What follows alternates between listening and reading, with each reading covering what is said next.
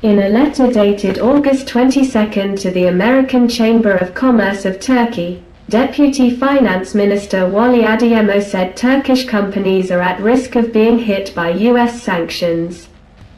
The Americans have warned Turkish businesses not to work with sanctioned Russian institutions and individuals, stepping up U.S. pressure on a NATO ally that has maintained strong ties to Russia during its invasion of Ukraine. The letter makes special reference to Russian banks.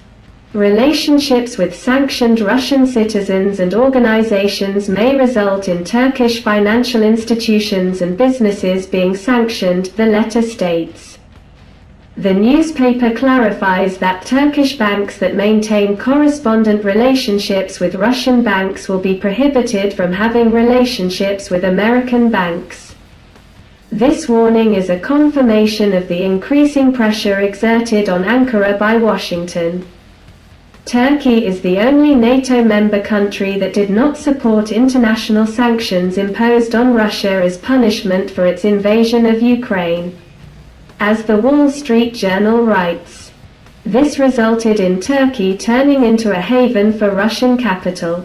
Late last week, the U.S. Treasury Department announced that there was a telephone conversation between the U.S. Deputy Treasury Secretary and his Turkish counterpart, during which Wali Adeyemo expressed concern that Turkey was being used by the Russians to circumvent the sanctions.